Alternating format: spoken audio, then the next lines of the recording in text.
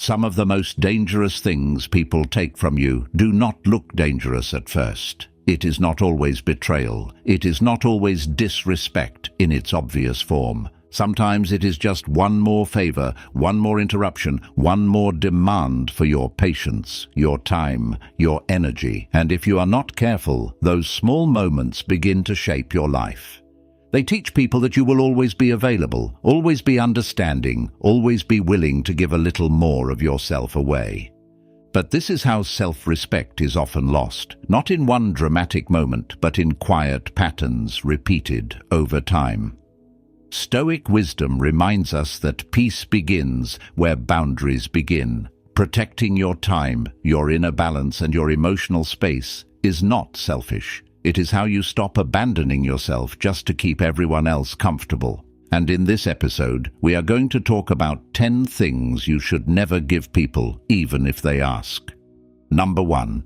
Never give them your time on demand. One of the quietest ways people lose themselves is by letting others decide when they are available. It rarely begins with something dramatic. It starts with small interruptions that seem harmless. A message that expects an immediate reply. A sudden call that assumes your moment can be entered without warning. A favor that is presented as small, urgent, and impossible to refuse. None of this looks serious at first. That is exactly why it becomes dangerous. Because when these moments repeat, they teach people that your time is always open, always flexible, always ready to serve whatever they want right now. The Stoic mind sees this clearly. Time is not just part of life, it is life, and when you hand it away too easily, you are not just losing minutes, you are losing attention, direction, and inner order. Your day begins to revolve around outside urgency instead of inner purpose. You wake up with your own priorities, but little by little they are pushed aside by whoever reaches for you first. After a while, you are still busy, still active, still responding, yet strangely disconnected from what actually matters to you. That kind of exhaustion is difficult to explain, because from the outside, it looks like responsibility. But inside, it feels like disappearance. Many people are taught to believe that constant availability is a virtue. They think it proves kindness, loyalty, or good character. But there is a difference between generosity and surrender. Generosity is chosen. Surrender happens when access to you becomes expected. The first comes from strength. The second comes from fear, guilt, or habit. And once people get used to immediate access, they stop seeing your time as valuable. Not always because they are cruel, but because what is always available is rarely treated with care. This is why so many people feel mentally crowded without understanding why. Their attention is never fully their own. Their thoughts are broken before they deepen. Their plans are interrupted before they settle. Their day is divided into fragments by other people's needs, moods, poor planning, or emotional dependence. The real damage is not just lost productivity, it is the slow training of the self. Every time you drop your own priorities to satisfy someone else's demand, you send yourself a message. My focus can wait. My peace can move, my life can be rearranged, and when that message repeats long enough, self-respect becomes unstable. A healthy boundary around time is not selfish. It is an act of sanity. It is how you protect the part of life where your mind becomes clear, your work becomes meaningful, and your character becomes steady. Sometimes strength sounds very simple. I can't talk right now. I'll reply later. I'm not available today. These are not harsh sentences. They are clean ones. They remind both you and others that your time is not a public hallway anyone can walk through whenever they wish. And something important happens when you begin protecting it. People reveal themselves. Those who truly respect you will adjust. Those who only valued your convenience may become irritated the moment access is no longer automatic. Let that teach you something. The problem was never your boundary. The problem was the entitlement that existed before it. Your time is your attention is your life. Once you understand that, you stop giving it away on demand. You stop treating interruption like duty, and you begin living with more intention, more calm, and more loyalty to the life you are actually trying to build. Number 2. Never give them free access to your emotional energy. There are people who do not come into your life to share peace. They come to place their chaos somewhere else. At first, this can look like closeness. They call you every time something goes wrong. They bring you the same emotional storm again and again. They speak for a long time, but rarely to reflect, rarely to grow, rarely to understand themselves more deeply. They speak to unload. And because you are caring, because you know how to listen, because your heart does not like turning away from pain, you stay open, you absorb, you comfort, you carry. But after enough of these conversations, you start noticing a pattern. They leave lighter, you leave heavier. They feel relieved, you feel drained, and what looked like connection begins to reveal itself as emotional extraction. This is one of the quietest ways inner balance is lost. Not through open conflict, but through repeated exposure to energy that has no intention of becoming responsible for itself. The Stoic mind does not teach coldness, but it does teach discernment. It asks you to notice what kind of exchange is taking place. Is this person seeking truth, or are they simply seeking somewhere to pour their unrest? Are they trying to understand life better, or are they using your nervous system as a place to dump what they refuse to process within themselves? That difference matters, because compassion without boundaries quickly becomes exhaustion. A lot of good people confuse emotional availability with moral duty. They believe that if someone is hurting, they must always be present, always be ready, always be soft enough to receive whatever is brought to them. But that is not wisdom. That is overexposure. Your emotional energy is not an endless public resource. It is part of your health. It shapes the quality of your thoughts, the steadiness of your body, the atmosphere of your day. When you let anyone enter that inner space whenever they need relief, without care for what it costs you, you begin paying for other people's lack of discipline with your own peace. And this becomes even more dangerous when the relationship is built on repetition instead of growth.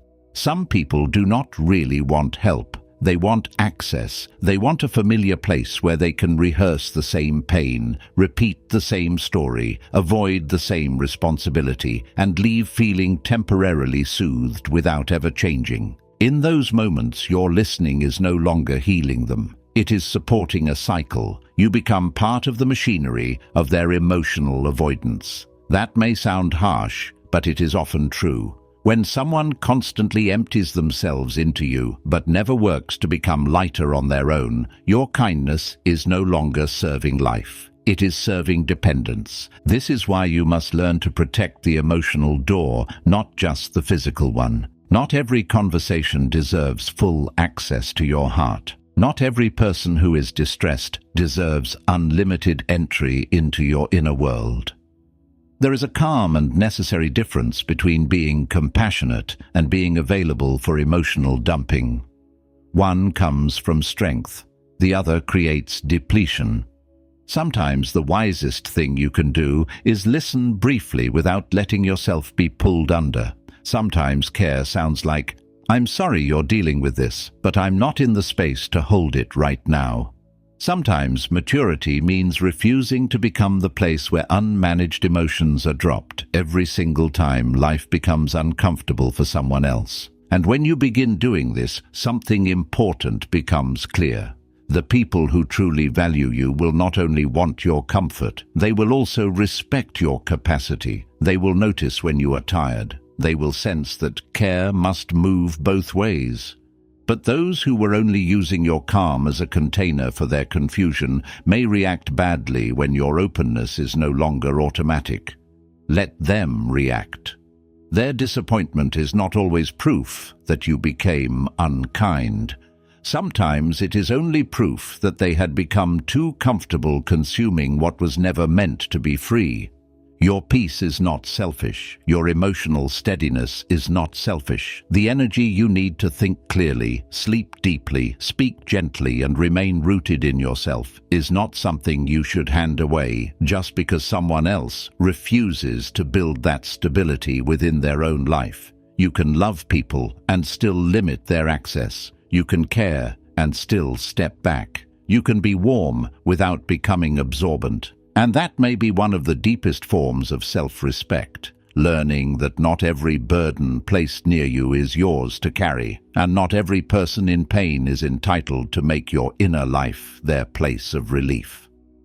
Number 3, never let them sit inside your decisions. One of the easiest ways to become lost in your own life is to let too many people sit inside choices that were never meant to belong to them. It usually begins innocently. You want perspective. You want reassurance. You want to make the right move, so you open the door a little. You ask one person what they think, then another, until the decision no longer feels like something you are making from clarity. It starts feeling like something you are trying to defend, justify, or reshape so it can survive other people's opinions. And that is where something subtle begins to break.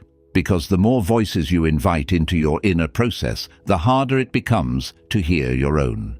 This is not because advice is always bad. Sometimes wise counsel can protect you from pride, impulse, or blindness. But advice becomes dangerous the moment it starts replacing judgment. The problem is not hearing others. The problem is slowly losing trust in the part of yourself that must ultimately live with the consequence. A Stoic mind understands that peace requires inner authority. If every major choice must be approved by other people before you can act, then your life will never feel fully yours. You may still move forward, but you will do so with borrowed confidence, and borrowed confidence collapses the moment disapproval enters the room. A lot of people hand over their decisions because they're afraid of being wrong alone. That fear is deeply human. It feels safer to make choices with a committee around you. Safer to say, well, they agreed, if things fall apart. Safer to spread responsibility across many voices so that failure hurts less. But that kind of safety has a hidden cost. It weakens self-command. It trains you to consult outward before you consult inward. And, after enough repetition, even simple choices begin to feel heavy because you are no longer deciding from grounded conviction. You are waiting for permission to trust yourself. What makes this even more dangerous is that other people rarely carry your life with the same depth that you do. They speak from their own fears, their own preferences, their own comfort zones, their own understanding of what seems reasonable. Even those who love you may unconsciously guide you toward the version of life that makes the most sense to them, not the one that is most true for you. Some will advise caution because they fear risk. Some will advise compromise because your change makes them uncomfortable. Some will tell you what is practical when your soul is asking for what is meaningful. None of this makes them evil. It simply means their voice cannot become your center. There is a quiet dignity in making a thoughtful decision and allowing it to belong to you. Not because you are stubborn, not because you reject all wisdom, but because you understand that a life directed by constant outside input becomes fragmented. The Stoics returned again and again to the idea that judgment is sacred, not perfect, but sacred. Your mind must be trained, sharpened, and disciplined so that when the time comes to choose, you are not thrown around by pressure, mood, or public opinion.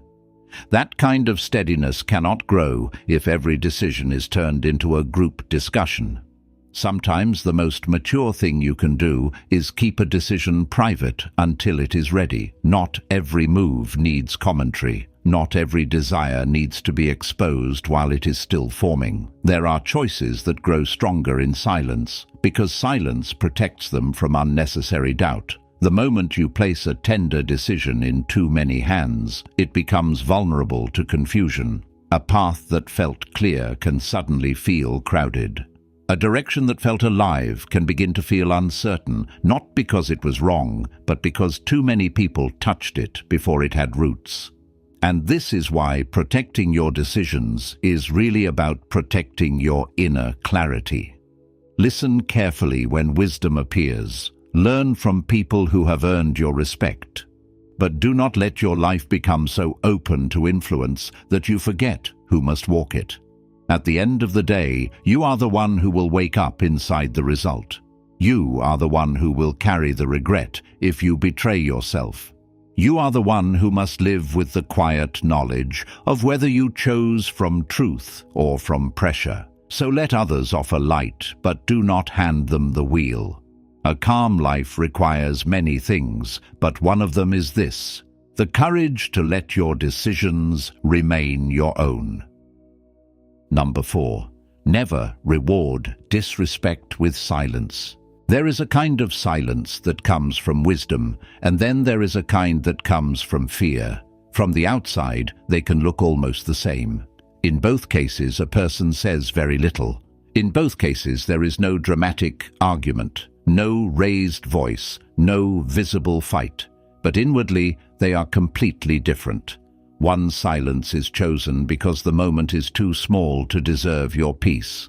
The other is chosen because part of you is afraid that if you speak, you will lose love, create tension, or force people to see that you are no longer willing to be handled carelessly. And this second kind of silence is dangerous because it does not protect dignity. It slowly erodes it. Disrespect rarely enters a relationship in its full form at the beginning. It usually arrives in smaller ways first: a dismissive tone, a joke that cuts a little too close, being interrupted again and again as if your words carry less weight. A habit of speaking to you only when convenient, then ignoring your needs when the direction changes.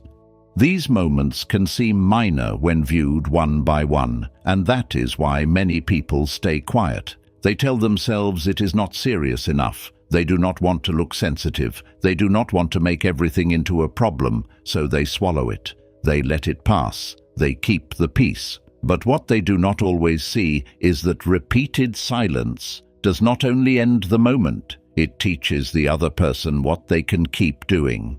This is one of the most important truths about boundaries. People do not only learn from what you say, they learn from what your silence continues to allow. If someone crosses the line once and meets clear resistance, the line becomes visible. But if they cross it again and again and meet nothing, the line begins to disappear. Eventually, what once would have shocked you becomes normal. And that is how self-respect is not always destroyed by one large humiliation. Sometimes it is worn down by many small, tolerated ones. The Stoic approach is often misunderstood here. People imagine that Stoicism means enduring everything quietly, never reacting, never confronting, never showing that something is wrong. But that is not strength. That is passivity wearing the mask of maturity. A Stoic mind is not weak, numb, or endlessly tolerant. It is disciplined. It knows how to separate noise from principle. It knows that some things should be ignored because they are beneath your attention, while other things must be addressed because allowing them would create disorder in the soul. The point is not to become emotionally loud. The point is to become morally clear. Sometimes the strongest response is not anger, it is a calm sentence spoken without apology. Do not speak to me like that. That was disrespectful. I'm not available for this kind of behavior. These words are not dramatic, but they carry weight because they come from self-possession. They do not beg. They do not over-explain. They simply name what happened and refuse to cooperate with it. That is a very different kind of power than emotional reaction. Reaction gives others your turbulence. Clarity gives them your standard. And that standard matters because when disrespect is repeatedly met with silence, resentment begins growing in secret. You may look composed on the outside, but inwardly you start carrying a private heaviness. You replay conversations later. You think of what you should have said. You feel angry not only at the other person, but at yourself for staying quiet. That is the hidden cost. Silence may preserve the surface for a moment, but if it comes at the expense of your truth, it creates a deeper fracture inside you. You begin betraying yourself to keep the atmosphere comfortable for someone else. Of course, not every slight deserves a confrontation. Wisdom still requires proportion. Some people are careless once and correct themselves quickly. Some moments are too small to carry forward. But when a pattern becomes visible, your silence stops being peace and starts becoming permission. At that point, speaking is not aggression, it is honesty. It is how you remind the world that your calm should not be mistaken for weakness, and your patience should not be mistaken for access without consequence. A peaceful life is not built by avoiding every uncomfortable moment. It is built by refusing to abandon yourself inside those moments. Sometimes a relationship improves the moment you stop making disrespect so easy to survive. Sometimes it ends, but even then something important is restored, your own alignment. And there is a deep kind of relief in that. The relief of knowing that your voice is no longer absent when your dignity is present. The relief of knowing that your silence is now a choice, not a surrender. That is when it becomes strength again. Number 5. Never give endless chances to repeated behavior. Forgiveness can be beautiful, but many people use that word to hide a painful habit. They keep reopening the door to the same behavior, from the same person, with the same result, and then call it compassion. At first it feels noble. You tell yourself everyone makes mistakes. You tell yourself people need patience, room to grow, space to correct themselves. And sometimes that is true. Human beings are imperfect, and relationships do require mercy.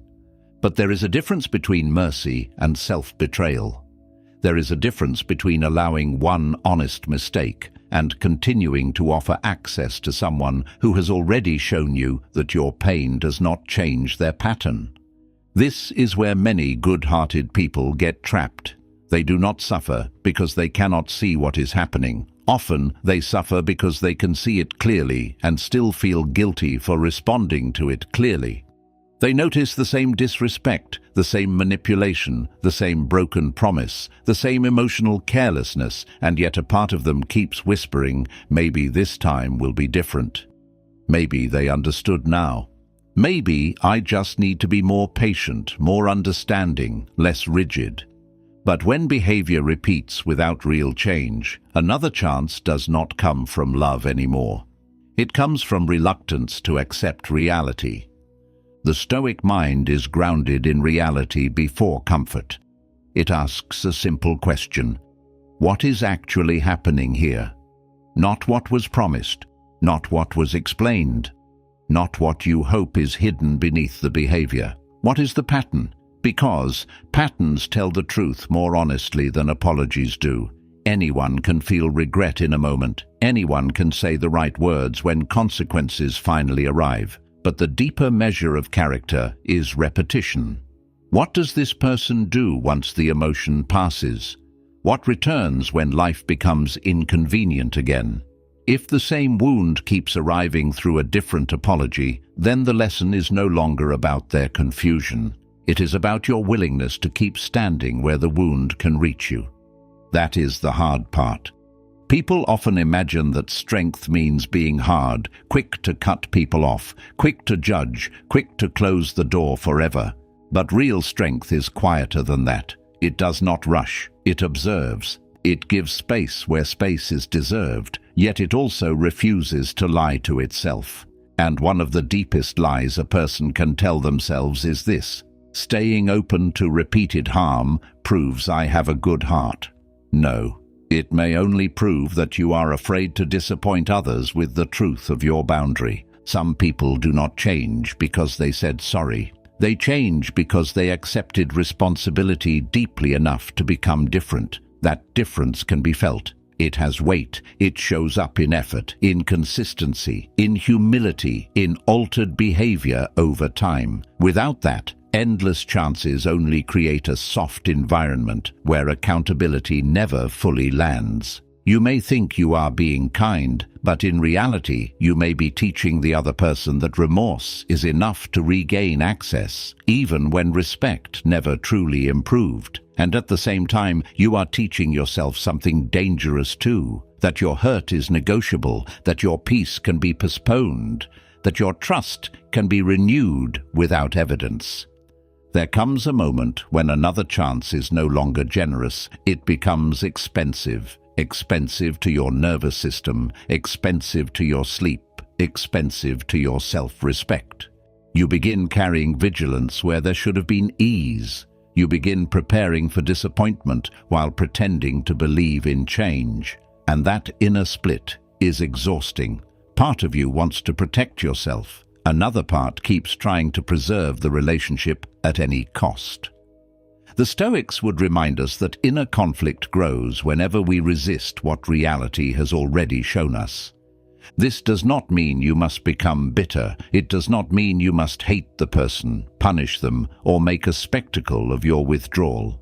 Often the most powerful boundary is very calm. You simply stop offering the kind of access that repeated behavior has made unsafe. You forgive, perhaps, but you do not return things to their old place. You release the anger without restoring the same privilege. That is maturity, because forgiveness is about freeing your heart from poison.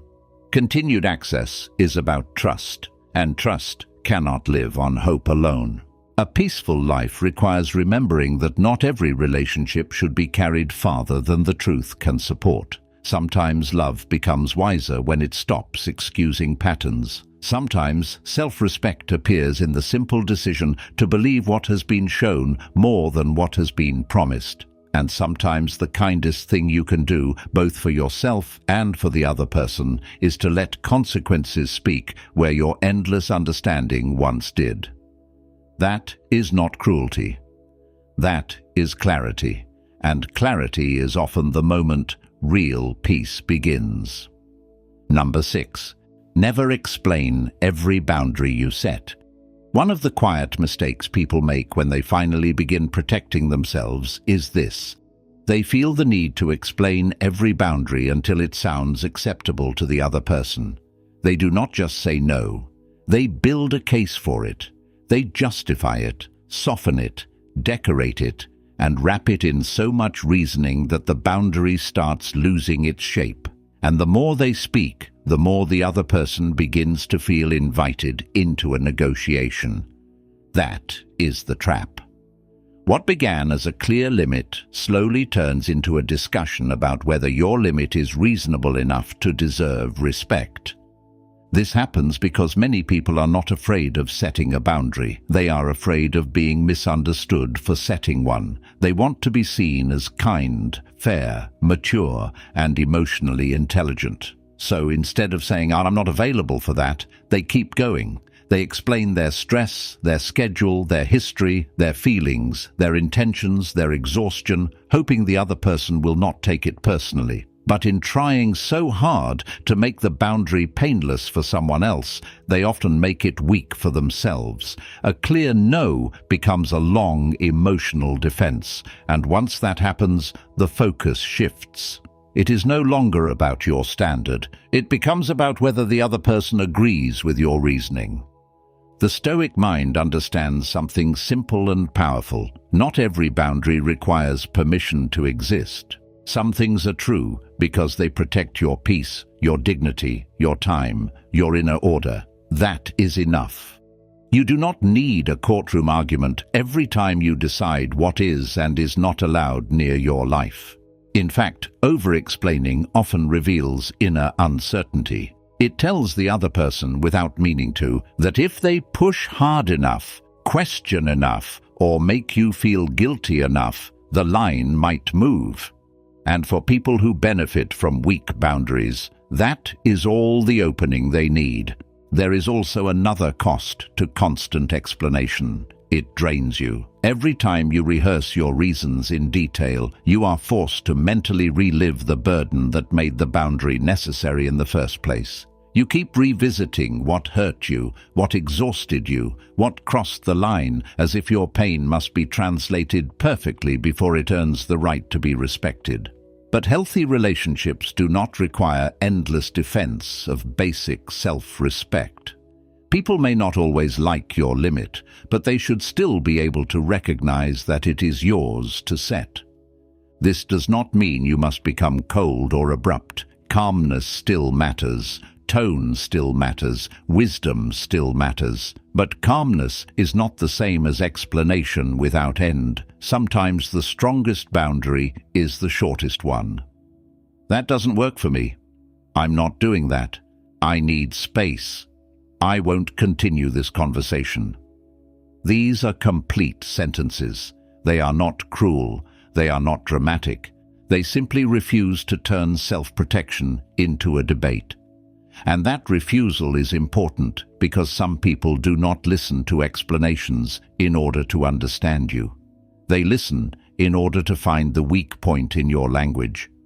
Once you see that, your relationship with boundaries begins to change. You stop measuring their validity by how well they are received. You stop thinking a no has failed simply because someone became disappointed, confused, or offended by it. Their reaction is information, not instruction. It may tell you what they wanted from you. It may reveal how accustomed they were to your flexibility, but it does not tell you whether your boundary was wrong. A boundary can be absolutely necessary and still be inconvenient to someone else. Peace grows when your no becomes cleaner, not louder, cleaner. Fewer words, less guilt, less performance, more self-trust. Because in the end, a boundary is not a request for understanding, it is a decision about access.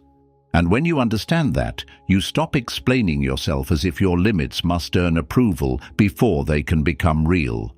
You state them with calm, you hold them with consistency, and you let people adjust to the truth that your life is no longer open to endless negotiation. Number 7. Never hand them the power to define your worth. There is something more dangerous than losing time, more destabilizing than giving too much energy, and more difficult to recover than a bad decision. It is the habit of letting other people decide what you are worth. Not openly, perhaps. Not in a way you would admit immediately. It often happens quietly.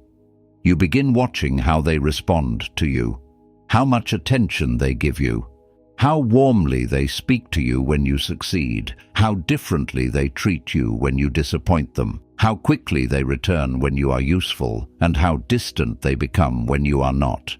Little by little, without noticing it, their approval starts acting like a mirror. And once that happens, your peace becomes unstable because your value now rises and falls according to hands that were never steady enough to hold it. This is one of the deepest forms of inner dependence. A person may appear strong on the outside, productive, composed, admired even, yet still be living under a quiet form of slavery within. They are always reading the room, always sensing who approves, who withdraws, who validates, who withholds affection. Their mood changes with other people's reactions. Their confidence is real for a moment, then fragile again the moment someone seems unimpressed. That is not because they are weak. It is because they have made the oldest mistake of all. They placed their internal measure of value in a place outside their own character. The Stoics were relentless about this point. They believed that a human being must anchor worth in what can actually be governed: judgment, conduct, integrity, courage, discipline, truthfulness. not applause, not status, not desire from others, not admiration, not being chosen. Because the moment your worth depends on what other people feel about you, you are no longer living from center. You are performing for weather, and weather changes. People admire you when it is convenient. They praise you when your choices make sense to them. They celebrate you when your light benefits their image, their comfort, or their needs. But human opinion is restless. If that becomes your mirror, then your identity will never stop trembling. A lot of suffering begins here. People stay in places where they are tolerated instead of respected because they are waiting for one more sign that they matter.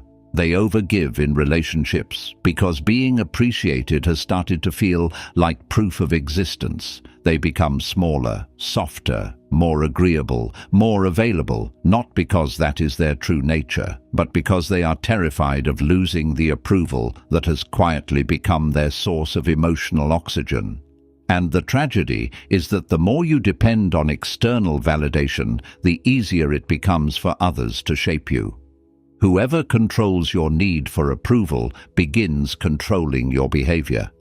That is why this must be guarded so carefully. You must never hand someone the power to tell you directly or indirectly whether you are enough. Their disappointment cannot define you. Their neglect cannot define you. Their inability to see your value cannot become evidence that value is missing. Some people fail to recognize depth because they only know how to measure convenience. Some overlook loyalty because they are addicted to novelty. Some diminish others because recognizing real worth would force them to confront their own emptiness. None of that should become your identity. There is a calmer and stronger place to stand. You begin to ask different questions, not "do they approve of me?" but "am I living in a way I can respect?" Not "did they choose me?" but "am I betraying myself to be chosen?" Not "how do I look in their eyes?" but "what kind of person am I becoming when no one is rewarding me?" That shift changes everything. It moves worth away from reaction and places it back in character. It frees you from the exhausting task of trying to be felt correctly by everyone around you. And once that freedom begins, you notice something important. Rejection hurts less. Praise becomes lighter. Silence from others stops sounding like a verdict. You still feel things, of course. You are human. But you no longer collapse every time someone fails to confirm your value. You stop chasing mirrors that distort you. You stop begging life to send proof that you matter. You begin building a quieter certainty, one rooted in how you live, how you carry yourself, what you refuse, what you endure, and what you remain loyal to when no one is clapping. Your worth is too sacred to be placed in unstable hands. Let people misunderstand you. Let some overlook you. Let some fail to choose you. None of that has the authority to reduce what is real in you. The deepest peace begins when you stop asking the world to define your value and start living in a way that makes your own soul recognize it. That kind of worth does not swing with opinion. It does not beg for witnesses. It stands quietly, firmly, and because it is no longer borrowed, it cannot be taken away by the moods of others.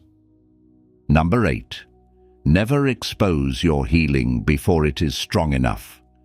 Not every stage of your growth needs an audience. In fact, some of the most important changes in a person's life begin quietly, almost invisibly, in a place that is still too tender to survive public contact. Healing is often like that. At the start, it is not loud or impressive. It is fragile. It is uneven. Some days it feels real, and on other days it feels as if one small comment, one careless opinion, or one familiar wound could pull you back into the version of yourself you are trying to leave behind. That is why you must be careful with what you reveal too early, because when something inside you is still forming, exposure can become interference. A lot of people make this mistake because they are hungry for connection, reassurance, or recognition. They want someone to see that they are changing. They want support. They want to speak about the new boundary, the new habit, the new peace they are trying to build, and sometimes that comes from innocence, sometimes it comes from hope. But not everyone who hears about your healing will protect it. Some will question it, some will mock it, some will compare it to who you used to be, some will test it without even realizing they are doing so, and others, especially those who benefited from your old wounds, may feel threatened the moment they sense you are becoming harder to control. This is why silence can be medicine. Not secrecy rooted in shame, but privacy rooted in wisdom.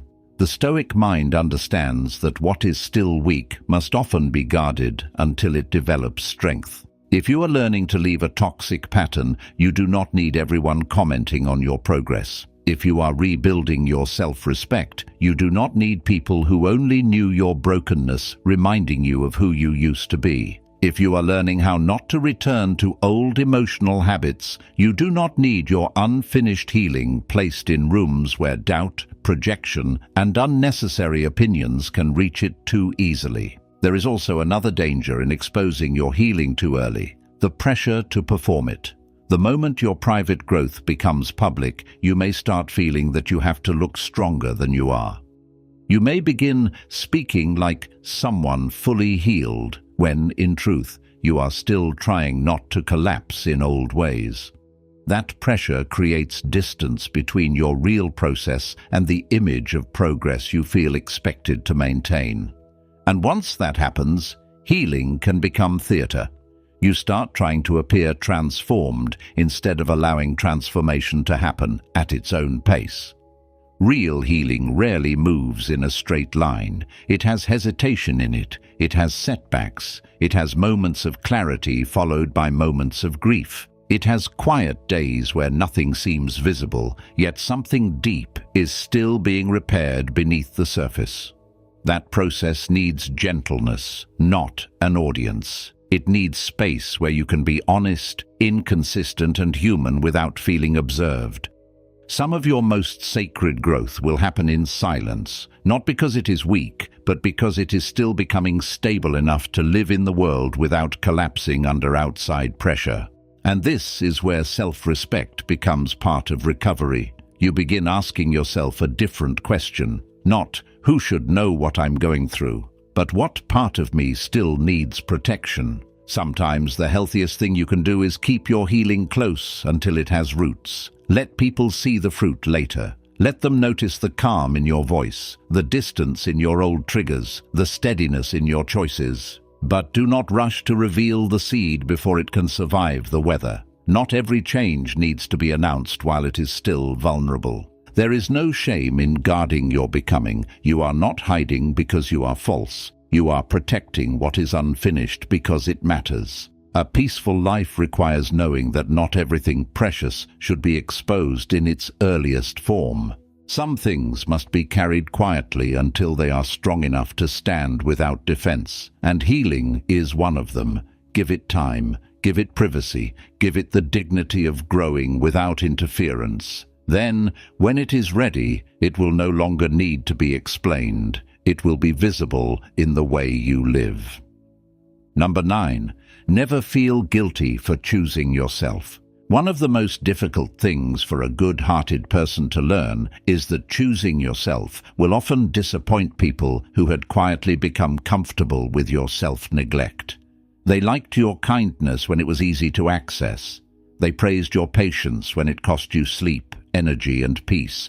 They admired how understanding you were when that understanding always moved in their favor.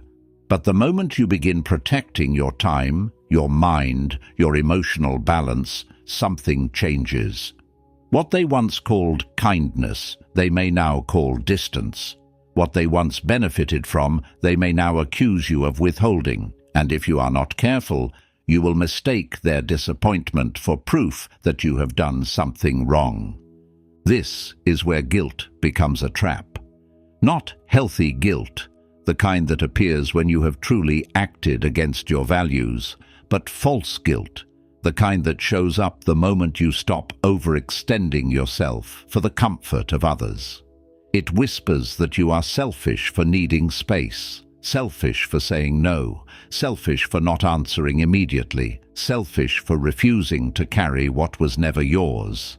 And because many people were raised to associate love with self-sacrifice, that guilt can feel convincing. It can make a peaceful boundary feel like cruelty. It can make self-respect feel like betrayal. But the Stoic mind asks a calmer question. What exactly are you guilty of? Of resting when you are tired, of protecting your attention so your life does not become scattered, of refusing to be emotionally available on demand, of no longer abandoning your own needs so others can remain comfortable in their habits. None of that is selfishness. It is order. It is maturity. It is the refusal to keep harming yourself just so no one else has to adjust. Many people do not react badly when you choose yourself because you have become a worse person. They react because your new boundary interrupts an arrangement that benefited them. That does not automatically make them malicious. Some are simply used to an older version of you.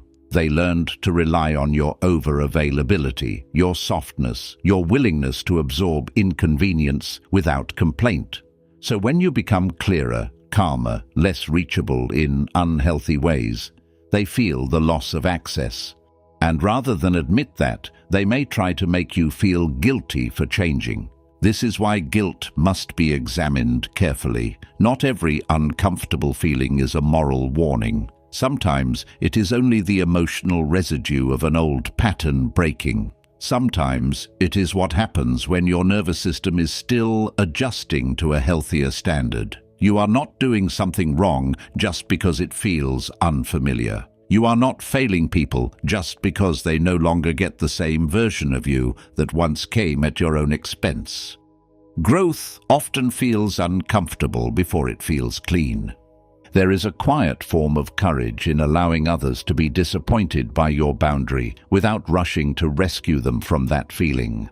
You do not have to explain yourself into exhaustion. You do not have to reverse your decision just because someone became colder, sadder, or more offended than you hoped. Their reaction belongs to them.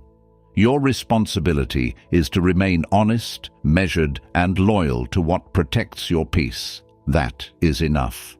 A life built on truth cannot survive if every act of self-care is followed by self-punishment. And the deeper truth is this: when you constantly choose others at the expense of yourself, you do not become more loving, you become depleted. You become resentful in quiet ways. You begin giving from emptiness and calling it virtue. Over time, that harms both you and the people around you, because love that is built on self-erasure eventually becomes unstable. It loses warmth. It loses sincerity. It turns into obligation. Choosing yourself in the healthy Stoic sense is not abandoning others. It is refusing to disappear inside your care for them. So do not confuse your peace with selfishness. Do not confuse your boundary with wrongdoing. And do not let someone else's discomfort become the judge of whether your self-respect is allowed to exist. A person who truly values you may need time to adjust, but they will not require your collapse in order to feel loved. Real closeness can survive your limits. Real respect can survive your no. What cannot survive it was probably living on too much access to begin with. Sometimes choosing yourself is not loud at all. It is simply the quiet decision to stop apologizing for having needs, for having limits, for having a life that also belongs to you. And once you stop feeling guilty for that, something inside you becomes lighter. Not because you care less, but because your care is no longer built on abandoning yourself. It becomes cleaner, stronger, more honest. And from that place, peace stops feeling like something you must earn. It starts feeling like something you are finally allowed to keep. Number 10. Never become smaller, just to keep someone comfortable. One of the saddest ways a person loses themselves is not by being rejected, but by slowly shrinking in order to avoid rejection. They soften what they really think. They hide what they really want. They lower their standards, reduce their presence, silence their truth, and make themselves easier to digest for people who feel threatened by honesty, strength, or depth. And the dangerous part is that this rarely feels dramatic while it is happening. It feels like adjustment. It feels like maturity. It feels like being easygoing, flexible, understanding.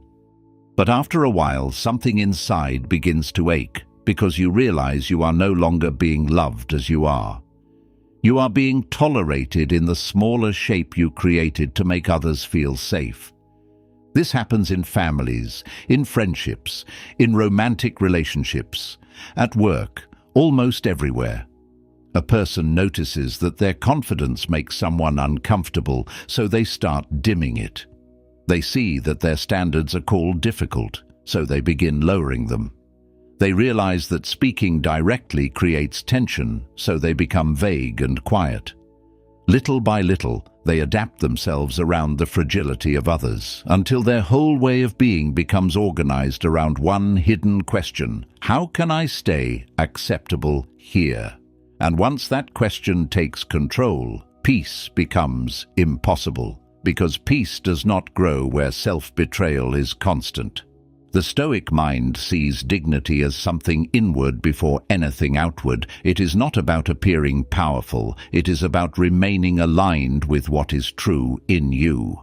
And when you keep making yourself smaller to protect other people from discomfort, that alignment breaks. You may avoid conflict for a while. You may keep people close. You may preserve the surface of the relationship. But inwardly, resentment begins to form, not only toward them, but toward yourself, because some part of you knows the truth. Some part of you knows you are editing your soul just to remain welcome. And the painful irony is this: shrinking yourself does not even create the kind of closeness people hope it will. It only creates a false peace built on the absence of your full self. People may remain comfortable around you, yes, but they are comfortable around a reduced version of you, around the version that asks for less, shines less, feels less, speaks less, expects less. That is not acceptance, that is conditional ease. The relationship survives, but something essential in you goes missing. Over time, you may not even know why you feel so tired, so flat, so disconnected. The reason is often simple. You have been surviving by becoming smaller than your own spirit. There is a very important difference between humility and self-erasure. Humility is strength without arrogance. It is grounded, calm, and self-aware. Self-erasure is fear pretending to be peace. It keeps sacrificing truth, so tension can be postponed. But tension postponed is not tension resolved. Eventually the cost shows up in your body, in your mood, in your private loneliness, in the strange grief of being surrounded by people while feeling unseen. Because the real self has not been rejected exactly, it has been hidden for too long. This is why one of the most necessary boundaries in life is refusing to reduce yourself for the comfort of those who only know how to relate to a diminished version of you. That does not mean becoming harsh, arrogant, or impossible. It means standing at your natural size, speaking with honesty, keeping your standards intact, allowing your presence to have weight without apologizing for it, letting people feel whatever they feel in response, without turning their discomfort into your duty. Some will adjust, some will respect you more, and some will fall away because they were never connected to your truth in the first place. Let that happen. A peaceful life cannot be built on chronic self-reduction. It cannot be built on hiding your clarity, diluting your convictions, or constantly making yourself less visible so others do not have to confront their own insecurity. At some point, you have to decide that losing false acceptance is a smaller price than losing yourself. And that is where real freedom begins. The moment you stop managing your size for the emotional convenience of others. The moment you stop apologizing for your standards, your voice, your growth, your depth. The moment you understand that being fully yourself may cost you some company, but becoming smaller will cost you your soul. That is the final lesson. Not everything should be given away, not your time, not your energy, not your peace, and certainly not your full self. Because once you begin protecting what is sacred within you, life becomes quieter, cleaner, and more honest. And the people who truly belong near you will never require you to disappear in order to stay.